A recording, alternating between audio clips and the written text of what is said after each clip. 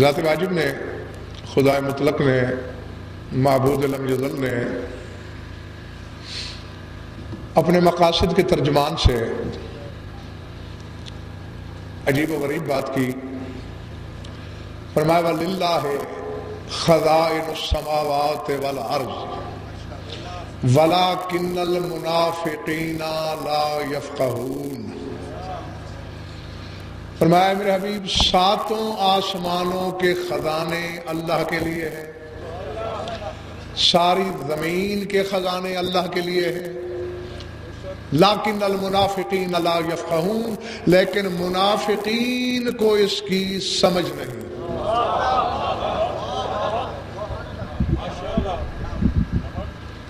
ترجمہ میں نے تقریباً کر لیا، پتہ نہیں کس کے سر سے گزرا ہے، کس کے سینے دل میں اترا ہے.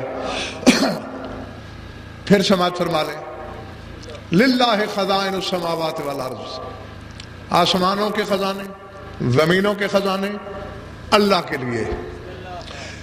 لیکن المنافقین لا یفقہون، لیکن منافقین کو اس کی تفقہ نہیں، اس کا شعور نہیں، وہ اللہ کے خزانوں کے بارے میں سمجھ ہی نہیں سکتے. معلوم ہوا اللہ کے خزانے کے مسائل کو سمجھنے کے لیے مومن ہونا ضروری ہے.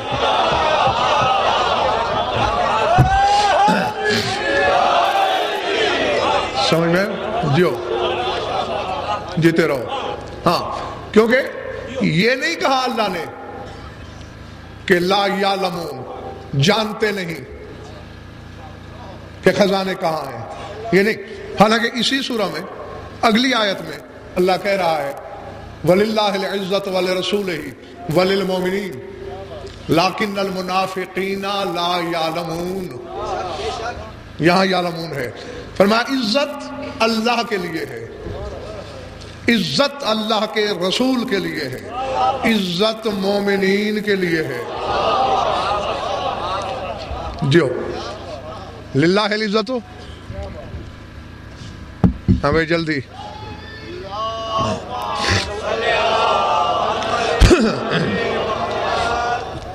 کیا کہا اللہ نے؟ للہ العزت ولرسولہ وللمؤمنین. ایک اللہ صاحب عزت ہے، رسول صاحب عزت ہے، مومنین صاحب عزت ہے. لیکن المنافقین لا یعلمون، لیکن منافقین کو اس بات کا علم نہیں. یہاں علم کہا بجا آخری بندے تک سر اٹھانا. کائنات عالم میں پھر کے دیکھو، پہلا مدعی عزت ہونے کا آدم سے لے کر عیسیٰ تک، میں ایک ایک نبی کے دروازے پہ گیا، کسی کے ہاں یہ کلیجہ نہیں تھا کہ وہ کہہ سکتا کہ میں عزت ہوں. مسجد اعظم میں ممبر ابیض پر ایک خطیب ازل کو دیکھا جو کہہ رہا تھا نحن عزت اللہ، ہم ہی تو اللہ کی عزت ہیں. جو سمجھ میں آئی بات؟ جو تو اب اگر میرے سامنے اتنی بات سمجھ گئے ہیں تو کھل ہی گئی. علی کہتا ہے میں عزت ہوں، یا علی کے بغیر کوئی لاؤ. ہاں، اولاد علی نے یہ دعویٰ ضرور کیا ہے، کیونکہ عزت کی اولاد بھی عزت ہی ہوتی ہے. جو نسب باپ کا وہی نسب بیٹے کا، وہی اولاد کا. تو علی ہے عزت. اب پھر آیت دہراتا ہوں وَلِلَّهِ الْعِزَّةُ وَلِرَسُولِهِ وَلِلْمُؤْمِنِينَ. اللہ کہتے ہیں عزت میرے لیے ہے، عزت رسول کے لیے ہے، عزت مومنین کے لیے ہے. یعنی جب تک دوسرا مدعی نہیں ملتا مجھے کوئی ترجمہ کرنے سے روک ہی نہیں سکتا. اللہ کہتے ہیں علی میرے لیے ہے، علی محمد کے لیے ہے، علی مومنین کے لیے ہے. جو اللہ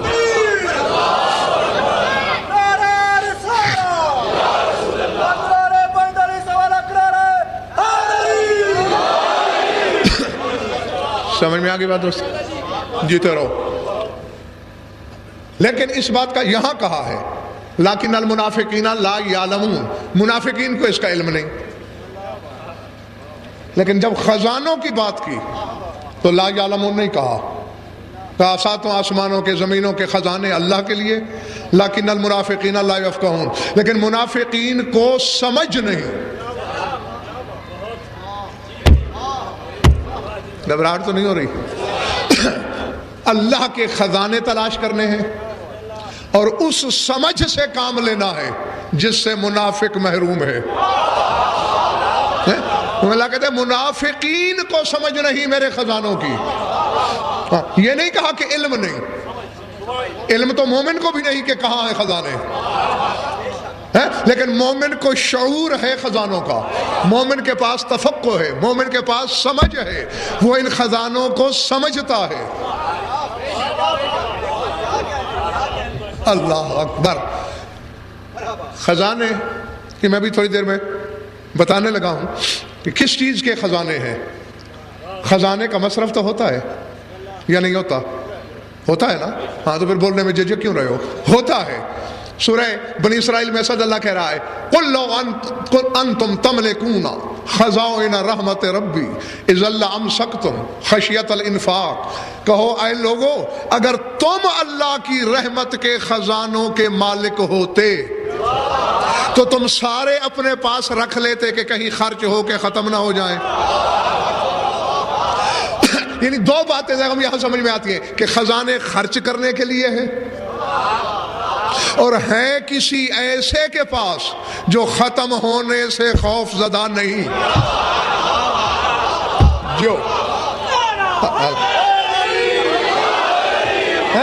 جسے یہ قطعی خوف نہیں کہ انفاق سے مرض فنا میں اتر جائیں گے، خرچ ہوتے ہوتے ختم ہو جائیں گے، یہ خوف نہیں۔ وہ ڈھونڈنا چاہیے کون ہوگا، یعنی پہلے خزانے کی نوعیت، پھر خزانے پر تصرف کس کا۔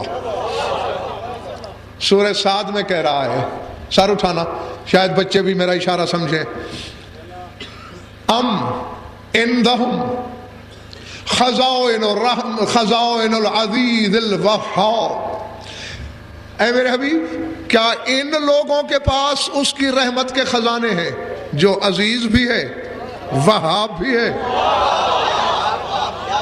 ہم عندہم خزائن رحمت ربک العزیز الوہاب، تیرے رب کی رحمت کے خزانے جو صاحب عزت بھی ہے، جو وہاب بہت بڑی بخشش والا بھی ہے۔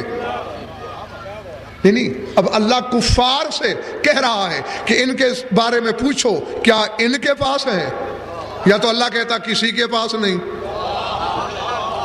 بس میرے پاس ہے۔ نہیں کہہ رہا ان کے پاس نہیں، مطلق نفی نہیں کر رہا، مطلب ہے کوئی ہے جس کے پاس ہے۔ آیت اگلا حصہ بالکل سورہ سعد کی اگلی آیت ملا کے پڑھنے لگا ہوں، اس میں ایک اشارہ ہے، کیا یہ ہے اس کی خزانوں رحمت کے خزانوں کے مالک جو صاحب عزت اور صاحب بخشش ہے؟ ام لہم ملک السماوات والارض فلیرتقوا فی الاسباب، کیا زمین و آسمان ان کی ملکیت ہے؟ اگر ہیں تو انہیں کہو آسمانوں پہ چڑھ کے دکھائیں۔ اللہ اکبر۔ جو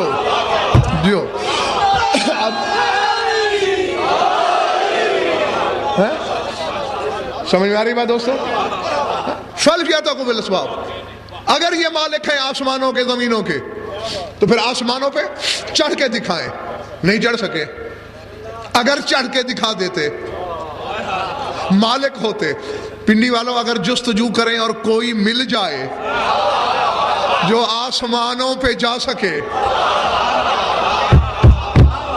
تو پھر ماننا پڑے گا کہ زمین و آسمان اسی کو مل کر رکھے ہیں اللہ نے، اور اللہ کی رحمت کے خزانے بھی اسی کے قبضے میں ہیں۔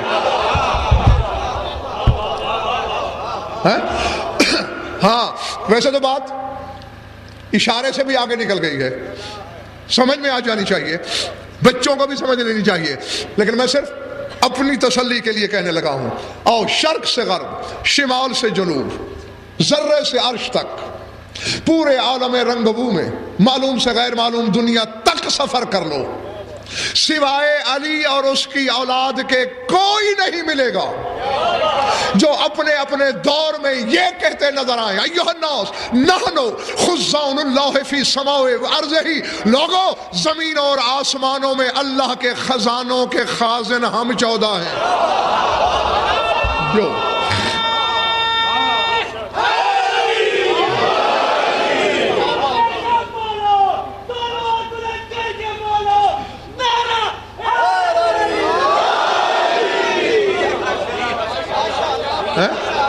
جو کیا فرما نحنو خزان اللہ فی سمائی وارضہ، آسمانوں میں بھی اس کے خازن ہم، زمینوں پر بھی اس کے خازن ہم. ویسے بھی پہلی آیت اشارہ کر چکی ہے کہ اگر مالک ہیں تو آسمانوں پہ آ کے دکھائیں. تیرا رسول گیا، فقط رسول نہیں گیا، کوئی اور بھی ساتھ گیا.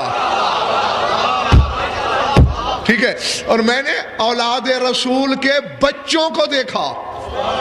اب تمہارے حافظہ کا امتحان بھی ہے کہ میری پڑھی ہوئی مجالس کس کو یاد رہتی ہیں اور کس کو بھول جاتی ہیں. میں نے اس گھر کے 6 سال کے بچوں کو دیکھا کہ اونٹنیوں سمیت آسمانوں پہ چلے گئے. جو آ گیا ذہن میں. سرکار کاظم گئے تھے، 6 برس کی عمر میں گئے تھے اور اونٹنی سمیت گئے تھے. اور جب واپس آئے صفوان بن مہران نے پوچھا تھا سرکار میرا چھوٹا مولا گیا کہاں تھا؟ لکھو لوح دل پر. فرمایا بلغا ما بلغ جدی لیلۃ المعراج. فرمایا جہاں جہاں شب معراج میرا نانا گیا وہاں وہاں کاظم گیا. اللہ اللہ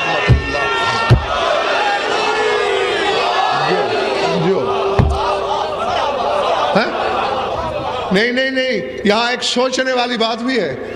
لفظ کیا ہے؟ بالغ ما بالغ جدی، جہاں جہاں میرا نانا گیا وہاں یہ اونٹنی کو لے کر گیا. لیکن شب معراج جہاں تک رسول گیا وہاں تک سواریاں نہیں گئیں. اللہ اکبر اللہ اکبر.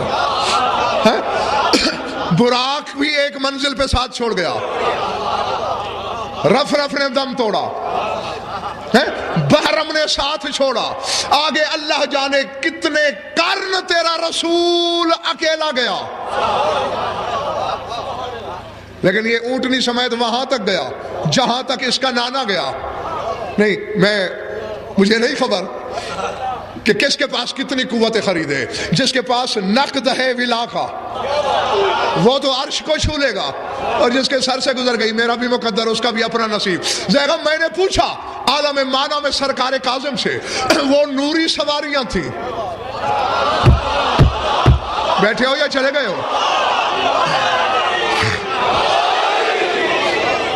نوری سواریاں تھیں. براق نوری، رف نوری، بحرم نوری، اور عالم نور کا ہی سفر تھا. وہ ساتھ چھوڑ گئی. آپ نے اونٹنی مدینے سے خریدی ہوگی، مکے کی ہوگی، حجاز کے کسی قریہ سے خریدی ہوگی، ہے تو زمین کی اونٹنی. یہ عالم بالا میں ادنا تک کیسے پہنچی؟ کاغذ فرحزیان نبک براق رف بحرم نور ضرور تھے، لیکن ان پہ ہر وقت تو میرا نانا سوار نہیں ہوتا تھا. فرمایا یہ تو شرف ملتا ہے ہمارے لمس کا ہے. براق پہ اسی رات میرا نانا سوار ہوا، رف اسی وقت قدموں میں آیا. ان کے پاس لمحوں کا شرف صحبت تھا. اس اونٹنی پر پتہ نہیں کتنی سواریاں میرا باپ چکا، کتنی سواریاں میری جد نے کی. یہ ہمارے لمس کا شرف ہے. جسے عطا ہو جائے اس کے لیے لا مکان مکان ہو جاتا ہے.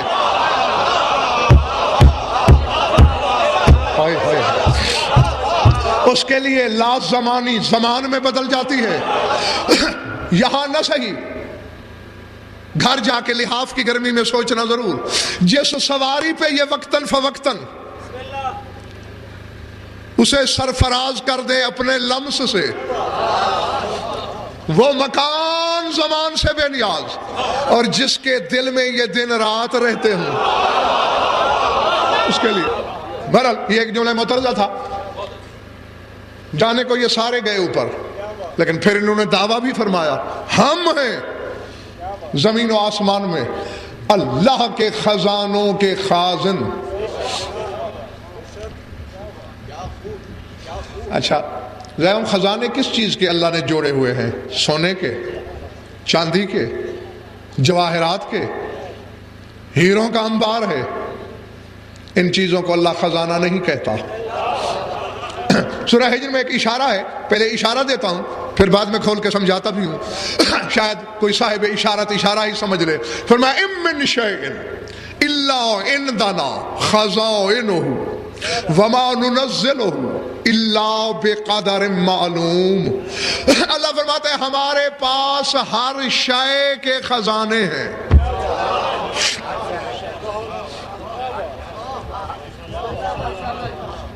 اللہ اکبر.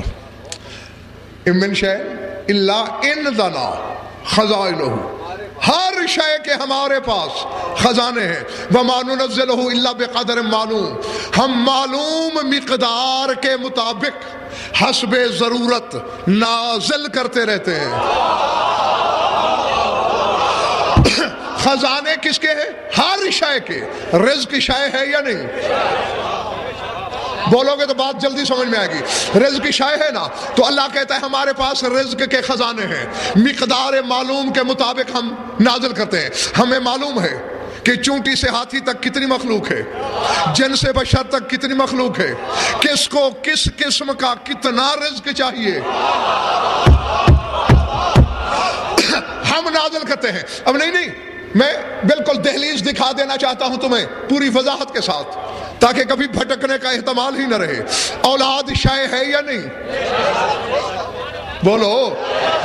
ام من شیء الا عندنا خزائنہ، فرمایا ہمارے پاس ہر شے کے خزائن. اولاد خزانوں میں ہے، مقدار معلوم کے مطابق ہم نازل کرتے ہیں. کبھی خزانے کا در بند بھی ہو جاتا ہے اور کسی سے کہہ دیا جاتا ہے کہ اولاد تیرے مقدر میں نہیں ہے. اللہ اکبر. اللہ بڑی بات جو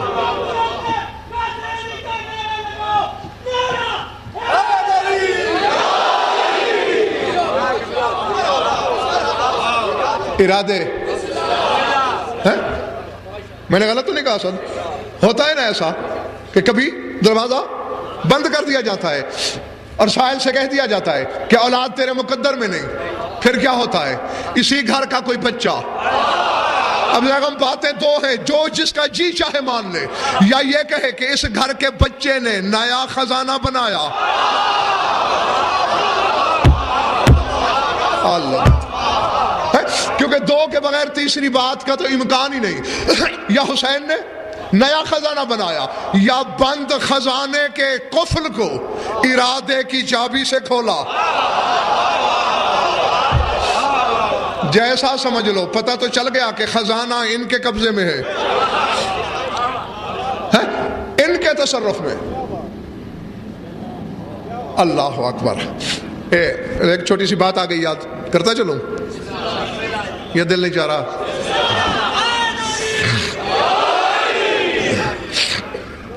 سرکار صادق تشریف فرما ہے،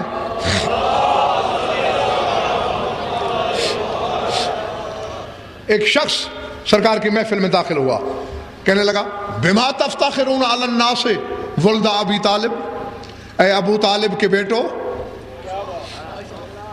کس بات پر لوگوں پر فخر کرتے رہتے ہو کہ کوئی ہم جیسا نہیں؟ تمہارے پاس ایسا کیا ہے کہ جو زمانے کے پاس نہیں؟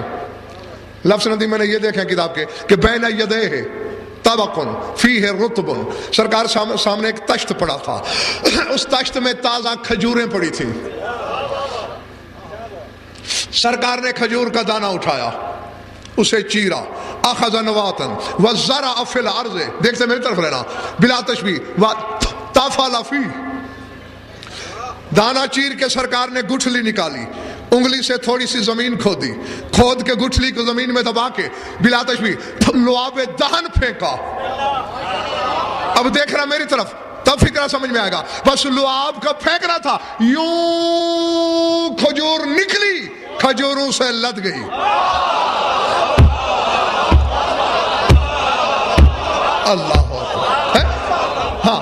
لمحوں میں یوں تیزی سے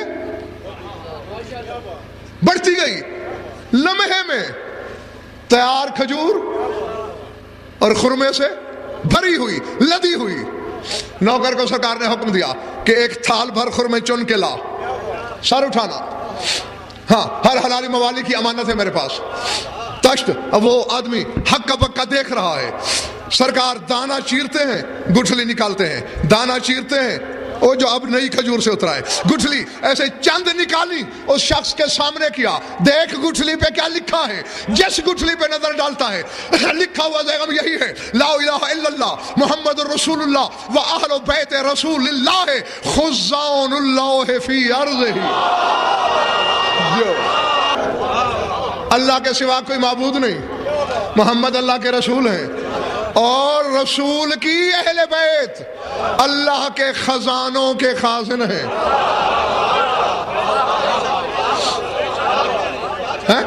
سرکار نے اس کی طرف دیکھ کر کہا، او جاہل، حل فیکم مثل ھذا، تم میں کوئی ایسا ہے جن کے پاس اللہ کے خزانوں کی چابیاں ہوں؟ وہ کیوں نہ کہیں کہ کوئی ہم جیسا نہیں؟ تھک گئے تو بس کافی ہے۔ اچھا اب یہ دیکھنا ہے خزانے ہیں کس چیز کے؟ ہم نے پہلے کہا ہے سونا چاندی نہیں، یہ تو اللہ نے اشارتاً ہمیں بتا دیا کہ ہر شے کے خزانے ہیں میرے پاس۔ پھر اس سے مراد کیا ہے میں اپنی طرف سے نہیں کہتا تاکہ مجھ پر کوئی تفسیر بالرائے کا فتویٰ نہ جڑ دے۔ ہاں ایک اور عالم ربانی کا فیصلہ سنانے لگا ہوں تمہیں، علامہ محمد تقی اصفہانی علی اللہ مقامہ، ان کی تفسیر ہے العنایات الرضویہ، مشہد میں بیٹھ کر اپنے زمانے میں لکھی تھی، اور چونکہ سرکار کی عنایت سے لکھی گئی تو تفسیر کا نام بھی رکھا العنایات الرضویہ۔ چلے تو نہیں گئے ہو؟ اس میں وہ اسی پر بحث کر رہے ہیں کہ یہ سرکار جو فرماتے ہیں کہ آسمان میں زمین میں اللہ کے خزانوں کے مالک ہم ہیں، وہ کہتے ہیں کیا مقصد ہے؟ کیا خزانے ہیں اللہ کے پاس جس کے یہ خازن ہیں، جس کے یہ مالک ہیں؟ وہ کہتے ہیں یہ وہی خزانے ہیں جو اللہ نے خود بیان فرمائے۔ کیا؟ اللہ کہتا ہے انما خزانتی اذا اردت شیئا ان اقول لشیء کن فیکون۔ اللہ کہتا ہے میرا خزانہ یہ ہے کہ میں کن کہتا ہوں،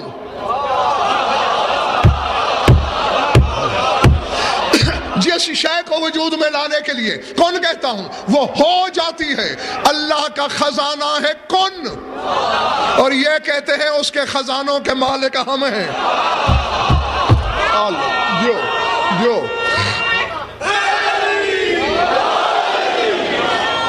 جو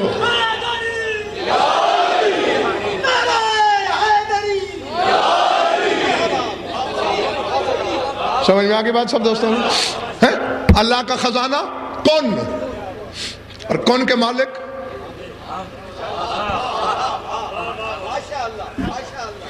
جن کی حکومت کن کا اقتدار ہو۔ ایک راز کی بات کہہ دوں، اصل یہ کن کی حکمرانی بھی ان کے پاس باعتبار ظاہر کے ہے، باطن میں ان کی سلطنت کن سے بھی کہیں آگے ہے۔ اللہ جانے میں نے کیا کہا ہے، اللہ جانے کس نے کیا سمجھا ہے، کیا وہ اچھا یہ وہاں تک سلطنت ہے جہاں شعور کی رسائی ہے۔ نہیں میں یوں بتاتا ہوں، کون لفظ ہے نا، لفظ حرفوں سے بنا ہے، حرف اللہ نے خلق کیے ہیں۔ جب حرف نہیں تھے 14 تھے، کیا بے اقتدار تھے؟ ایسے یعنی دنیا سمجھ ہی نہیں سکی خدا کی دعوت تو ہر بندہ کر دیتا ہے، ہم بڑے توحید پرست ہیں، لیکن خدا کی قسم توحید کی الف بے کو بڑے بڑے نہیں جانتے۔ اللہ اپنے آپ کو بادشاہ شہنشاہ کہلواتا ہے قرآن میں بادشاہ ہوں، اور کوئی بادشاہ بے ملک نہیں ہوتا۔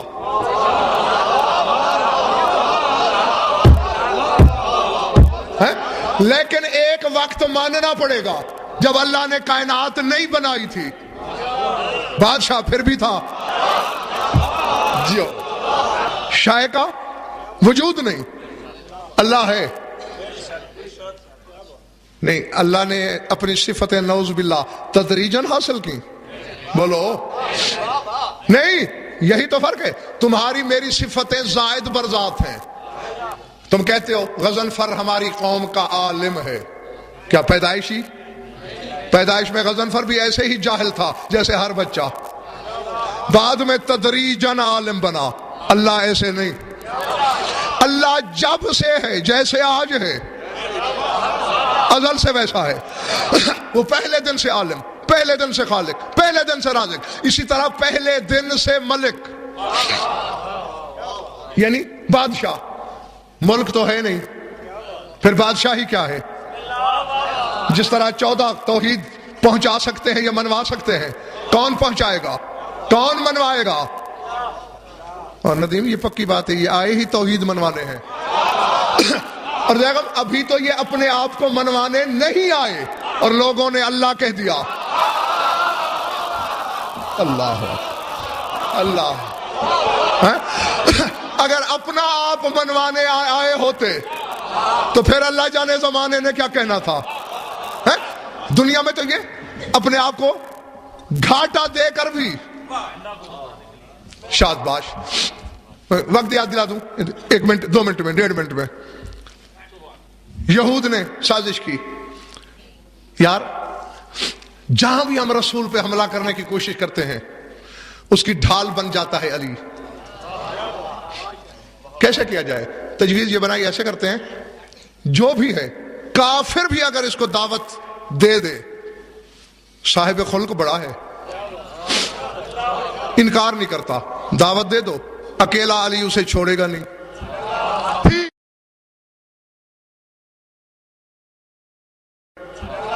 علی بھی دعوت میں ساتھ آئے گا، کھانے میں تھوڑا سا زہر ملا دو، دونوں سے جان چھوٹ جائے گی۔ سوچ سوچ کے ایک نے سر اٹھایا، چلے تو نہیں گئے ہو نا؟ یار ایک بات ہے، خیبر میں بھی اس کے سامنے زہر آلود گوشت رکھا گیا تھا، گوشت کے ٹکڑے نے بتا دیا تھا یا رسول اللہ لا تاکلنی انی مسموم، یا رسول اللہ مجھے نہ کھانا، میں زہریلا ہوں۔ تو اگر کوئی آج بھی ایسا چکر چل گیا تو کہتے پھر ایسا کرتے فلاں باغ میں دعوت کرتے ہیں، کھانے میں بھی زہر ملائیں گے ضرور۔ باغ کی دیوار ہے پتھر کی، وزنی وزنی چٹانوں جیسے پتھر ایک دوسرے کے اوپر رکھ کے بنائی گئی ہے، بنیادوں تک کھود ڈالیں گے، جب گرنے کے قریب ہو جائے گی لکڑیوں کی ٹیک لگا کے روک دیں گے، دسترخوان لگائیں گے دیوار کے ساتھ، جو ہی دسترخوان لگے کھانا شروع کریں دیوار گرا دو، کہیں گے بھئی اب اللہ کی مرضی، اتفاقاً دیوار گر پڑی، ہم کیا کر سکتے تھے؟ سر اٹھانا دیکھنا میری طرف، دسترخوان لگا، زہریلا کھانا چنا گیا، رسول کی مسند دیوار کے ساتھ علی کے سامنے، رسول بیٹھنے لگے، خیبر شکن آگے آ گیا، یا رسول اللہ گستاخی معاف، آپ کی مسند پہ میں نے بیٹھنا ہے۔ جو جو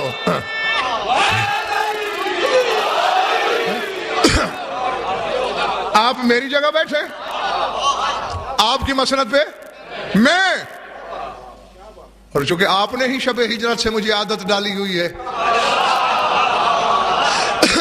اپنی جگہ بٹھانے کی، لٹانے کی، سلانے کی، یہ عالی تمہید کی ضرورت ہی نہیں، ٹھیک ہے آپ ادھر بیٹھ جاؤ، میں ادھر بیٹھ جاتا ہوں۔ کھانا شروع ہے، دونوں کھائے جا رہے ہیں، میزبان ایک دوسرے کی طرف دیکھ رہے ہیں، آج کھانے نے بتایا بھی نہیں کہ میں زہریلا ہوں، یہ کھائے بھی جا رہے ہیں، کچھ ہو بھی نہیں رہا۔ وہ لکڑیاں ہٹاؤ، لکڑیاں ہٹی، دیوار کھڑی ہے، حیران بھی کہ کہاں سے اڑی ہوئی ہے دیوار، 50 حبشی غلام بھیجے گئے، دھکا دو، دھکا دیتے ہیں، ہلتی تک نہیں، حیران بھائی چلو کہیں پھنسی ہوئی ہوتی، اڑی ہوئی ہوتی، ہلتی تو صحیح، ہل نہیں رہی، چکر کیا ہے؟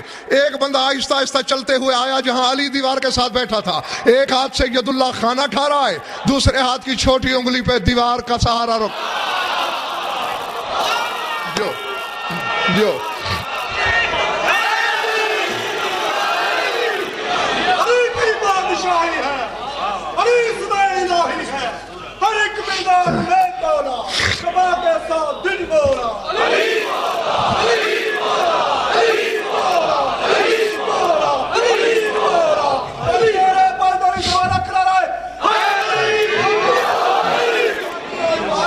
پچھلے محلے والے دوست ٹھیک بیٹھے ہیں؟ جیو ارادے چھوٹی انگلی وہ بھی دائیں ہاتھ کی نہیں بائیں ہاتھ کی ہیں، یہ ہزاروں من کا بوجھ یہ انگلی. فاستعظموا لامرہ. اب یہی جملہ تو تھا جس کے لیے میں نے بات دہرائی. کئی لوگوں کے ساتھ دل میں خیال رینگنے لگا یہ بشر نہیں، یہ بشریت سے اونچی بات ہے، کہیں یہ وہ تو نہیں. بس یہ خیال آنا تھا، فوراً خیبر شکن نے اپنی زنبیل سے ایک خشک روٹی نکالی. یار یہ کھانا مزہ نہیں دے رہا، میں اپنی روٹی کھاتا ہوں. جو کی 3 دن کی سوکھی روٹی. علی نے زور لگایا نہیں ٹوٹی، پورے ہاتھ کا زور لگایا نہیں ٹوٹی. بلا تشبیہ زانوں پہ رکھ کے مکہ مارا، پھر ایک لقمہ ٹوٹا. اچھا جسے 3 دن کی سوکھی روٹی نہیں ٹوٹ رہی، یہ اللہ تو نہیں ہوگا. بس ان کا یہ کہنا خیبر شکن سجدے میں گر پڑا اور کہا اللہم شہد علی ہؤلاء الکیفیات، پروردگارہ گواہ رہنا علی نے اپنی ذات کو گھٹا گھٹا کے تیری توحید بچائی ہے. جو جو جو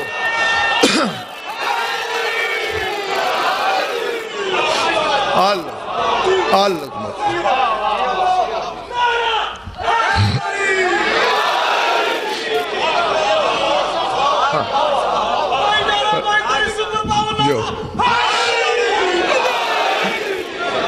پالنے والے گواہ رہی ہو کہ علی نے اپنی ذات کو گھٹا گھٹا کر بھی تیری توحید بچائی. تو اس لیے میں نے کہا تھا یہ اپنا آپ منوانے نہیں آئے، یہ خدا منوانے آئے.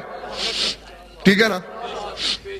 ہاں اب دیکھو توحید منوا رہا ہے علی کا چوتھا بیٹا، تیرا 5واں امام. جس سرحد سے میں پلٹا تھا وہ ہاتھ سے کھو تو نہیں گئی. میں کہہ یہ رہا تھا جس دن سے ہے اللہ بادشاہ ہے، شاہ کوئی بنی نہیں، ملک کے بغیر بادشاہ نہیں ہوتا. تیرا 5واں امام ایک سائل کو سمجھا رہا ہے کہ ایک لمحے کا کروڑواں حصہ بھی اللہ ملک کے بغیر نہیں رہا. مولا وہ کیسے؟ فرمایا نحنو ملک اللہ الذی لیس لہ فیہ شریک. ہم 14 اس کا کل بھی ملک تھے. اللہ اللہ اللہ. ہم 14 آج بھی اس کا ملک ہے. ہم 14 جب کچھ نہیں رہے گا. اسد اکثریت رہ گئی تیرے سامعین کی. کچھ نہیں تھا ہم ملک تھے، سب کچھ ہے ہم ملک ہیں. کچھ بھی نہیں بچے گا پھر بھی ہم ملک ہیں. بھول گئے ہو؟ پڑھو سورہ مومن. قیامت کے میدان میں جب سب کچھ مٹ جائے گا پھر آواز نہیں آئے گی لمن الملک اليوم، آج ملک کا مالک کون ہے؟ اللہ.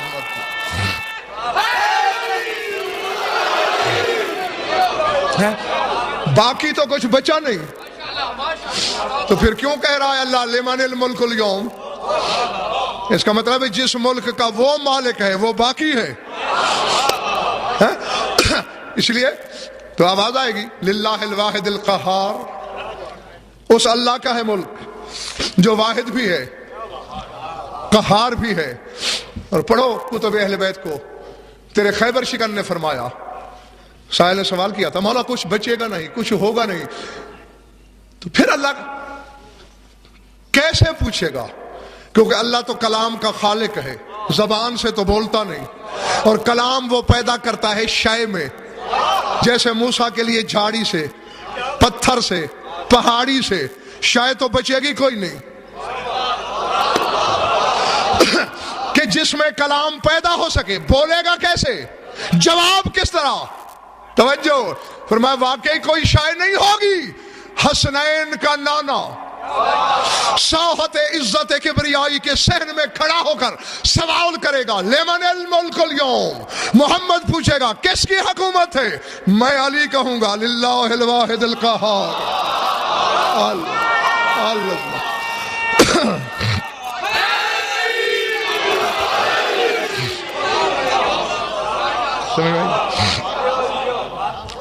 اچھا جیتے رہو. جس طرح اللہ بغیر ملک کے بادشاہ نہیں، چونکہ پہلے دن سے، دن کا لفظ بھی جگہ میں اس لیے کہہ رہا ہوں کہ سمجھ آئے، ورنہ دن کب تھے وہاں؟ وقت نہیں تھا، وقت کی سوچ نہیں تھی، وقت کی تخلیق کا مشورہ تک نہیں تھا. ایسے یہ 14 پہلے دن سے اولی الامر تھے یا بعد میں بنے؟ بولو. پہلے دن سے. تو ابھی حرف میں بتا چکا ہوں کہ حرف مخلوق ہیں، 14 اول مخلوق ہیں. کوئی مخلوق نہیں تھی، یہ تھے. جب حرف نہیں تھے تو کون بھی نہیں ہوگا. جو سمجھ میں آئی بات یا نہیں؟ زیادہ مشکل یا گنجلک تو پیش نہیں آئی نا. حرف ہوں تو لفظ بنے، لفظ ہوں تو کن بنے. اب یہ حرف پیدا نہیں ہوئے، 14 ہیں، اولی الامر بھی ہیں. تو اس وقت ان کا اقتدار کیا ہے؟ اور یہی تو میں اپنی بھولی قوم کو سمجھانے کی فکر میں ہوں کہ ان کے کن کا اقتدار بھی ظاہری ہے، باطن میں نہ یہ کن کے محتاج ہیں.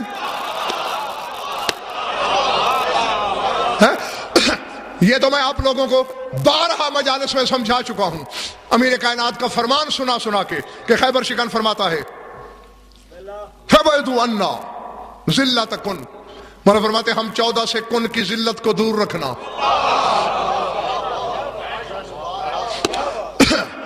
فَبَعِدُوا عَنَّا ذِلَّةَ کن، کن کی ذلت کو ہم سے دور رکھو.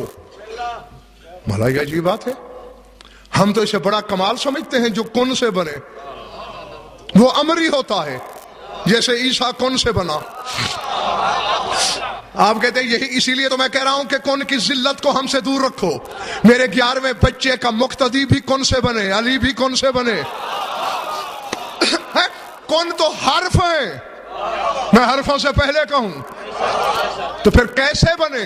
فرمایا بس ایسے بنے کہ خلقنا بارادۃ اللہ، اللہ نے ارادہ کیا انہیں ہونا چاہیے، ہم ہو گئے. جیسے اللہ کا ارادہ 14 کو ظاہر کرتا ہے، 14 بھی کن کے بغیر اپنی سلطنت کو ظاہر کرتے ہیں.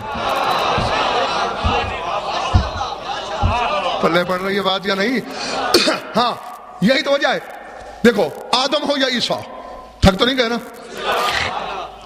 کیا کہا میں نے؟ آدم ہو یا عیسیٰ، اقتدار اصل سب کے پاس ہے.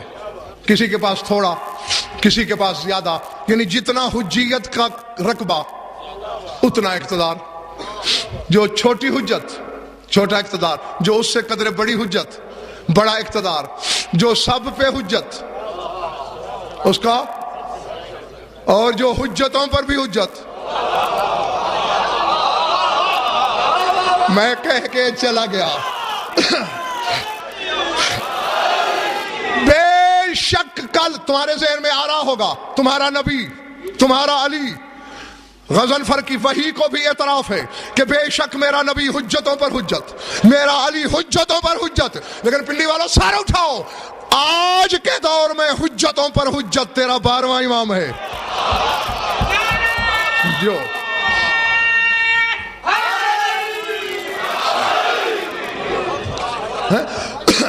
اب وہ ہے. تو پھر جو حجتوں پر حجت ہے ان کا اقتدار غیر مشروط، ان کے اقتدار میں قید نہیں، ان کے اقتدار میں شرط نہیں. جو کن کے سائے میں اقتدار پہ پلتے ہیں ان کی عطا مشروط ہوتی ہے.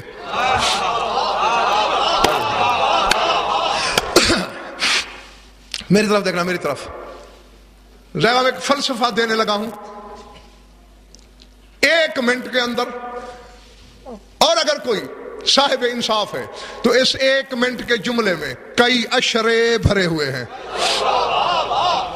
ذات واجب کی قسم، ذات واجب کی قسم. 2 چیزیں ہیں جن پر یہ نظام تقدیر و تدبیر و تکوین و مشیت چل رہا ہے. ایک عرش، ایک لوح محفوظ. عرش جس کے پایوں کے ساتھ نظام وابستہ ہے، میں پوری مجلس اس پر پڑھ چکا ہوں اگر یاد ہے تو. لوح محفوظ جس پر تقدیریں لکھی گئیں، یعنی زندگی میں کس بندے نے کتنی بار آنکھیں جھپکنی ہیں یہ بھی لوح میں لکھا ہوا ہے. ہر مخلوق جتنے قسم کی جتنے عالم اللہ نے پیدا کیے سب کے مقدر کا وہاں حساب ہے. سر اٹھانا. قرآن میں اللہ کہہ رہا ہے ثم استوى علی العرش، پھر اللہ غالب آ گیا عرش پر.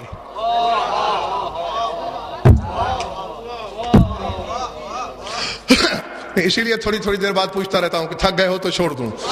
ہاں کیونکہ جو کہنے لگا ہوں صاحب ظاہر میں نے کہا کہ اس میں کئی اشرے بند ہیں تو وزنی بھی تو ہوگا نا. ہاں تو اگر تھوڑا برداشت کرنے کی صلاحیت ہے تو ٹھیک ہے ورنہ پھر کل پہ اٹھا رکھتا ہوں. اچھا پھر غالب ہوا عرش پر.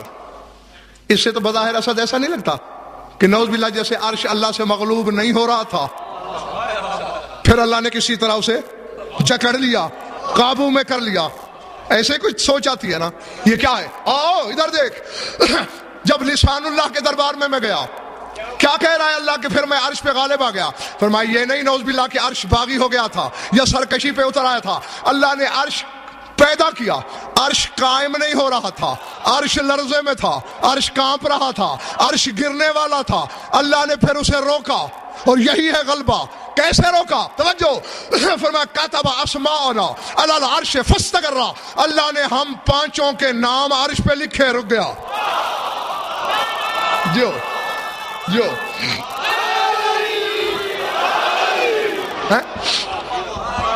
جی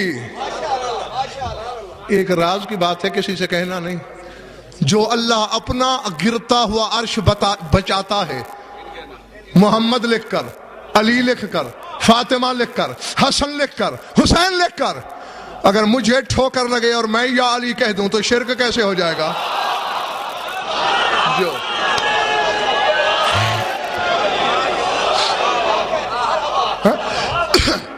یعنی عرش قائم ہے جو نظام الہی کا بڑا ضامن. 5 ناموں کے صدقے.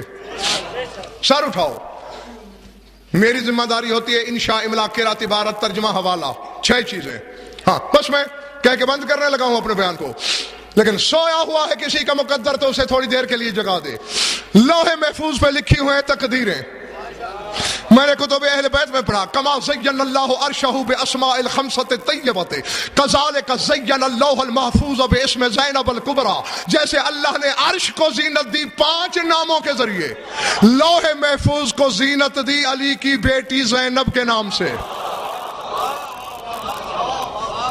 اللہ اکبر، اللہ اکبر. جی جی جی یہ گھر جا کے سوچنا. جس پر تقدیریں ہیں علی کے بیٹے کے نام سے زینت نہیں دی، علی کی بیٹی کے نام سے، کہ پتہ چلے جو بظاہر امام نہیں، کوئی مخدرہ امام نہیں ہوتی، کوئی پردے دار امام نہیں بن سکتی، جو بظاہر امام نہیں شریکہ امر ہے امامت کی، اس کا نام ابتدائیہ ہے لوح محفوظ کی تحریر کا. تو پھر حسن کیا ہوگا، حسین کیا ہوگا، پھر سوچ کے علی کیا ہوگا. درود پڑھ لو مل کر بآواز بلند.